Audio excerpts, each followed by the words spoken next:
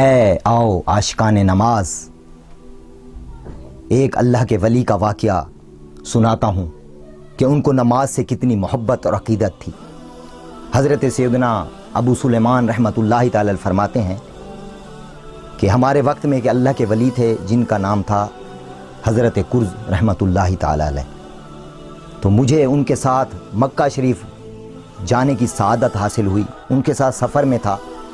تو ہم قافلے میں تھے، جب قافلہ کہیں پر پڑاؤ کرتا تو وہ فوراً اپنے جسم پر جو زیادہ کپڑے ہوتے، کوٹ وغیرہ یا اور جیسے چادر وغیرہ ہوتی ہے، تو وہ اتارتے اور اپنی اونٹنی کے کچاوے پر ڈال دیتے، اور پھر قافلے سے سائڈ پر ہو کر ایک علیحدہ جگہ پر جا کر نماز میں مشغول ہو جاتے۔ تو ایک جگہ جب قافلے نے پڑاؤ کیا تو وہ نماز کے لیے تشریف لے گئے۔ اب قافلہ جب روانہ ہوا تو ہم نے ادھر ادھر دیکھا، لیکن حضرت کرز رحمۃ اللہ تعالی علیہ کہیں پر بھی نظر نہ آئے۔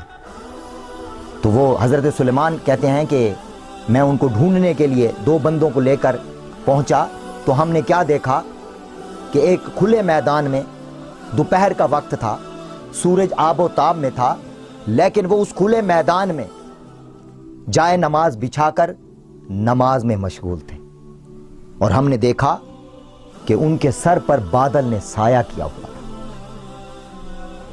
جب ہم نے یہ دیکھا، انہوں نے نماز ختم کی، قافلے کی طرف آنے لگے کیونکہ قافلے نے روانہ ہونا تھا۔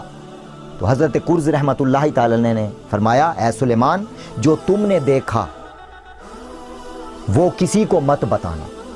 میں نے کہا ٹھیک ہے حضور، یہ بات میں کبھی کسی کو نہیں بتاؤں گا کہ آپ کے سر پر بادل سایہ فگن ہوتے ہیں۔ پھر آپ نے کہا کہ نہیں، قسم اٹھاؤ۔ تو میں نے کہا کہ ہاں، مجھے میرے رب کی قسم، جب تک آپ زندہ رہیں گے، جب تک آپ حیات رہیں گے، میں یہ کرامت کسی کے سامنے بیان نہیں کروں گا کہ آپ جب نماز میں ہوتے ہیں تو بادل آپ پر سایہ کرتے ہیں۔ سبحان اللہ، سبحان اللہ۔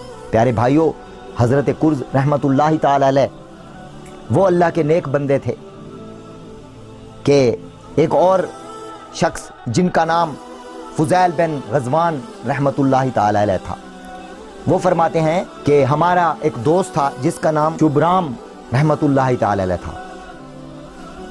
تو وہ بیمار ہو گئے، ان کے سینے میں درد ہوتا تھا، ان کو برسام کی بیماری تھی، یعنی کہ پھیپھڑوں میں پانی بھر جاتا ہے جس کی وجہ سے شدت کا درد ہوتا ہے۔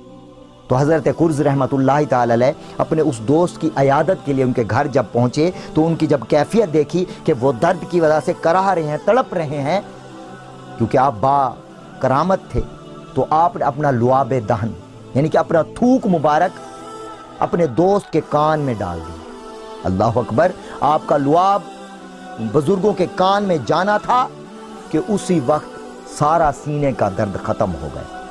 اللہ تبارک و تعالی ہمیں اولیاء اللہ سے محبت عطا فرمائے، کیونکہ ان کو یہ تمام کرامات نماز سے محبت کرنے کی وجہ سے، کیونکہ آپ کو جہاں بھی موقع ملتا، جب بھی موقع ملتا، تو آپ فوراً نماز میں مشغول ہو جاتے، کبھی نوافل میں مشغول ہیں تو کبھی فرض نماز میں مشغول۔ تو اللہ تبارک و تعالی ہمیں بھی نمازوں کا جذبہ عطا فرمائے۔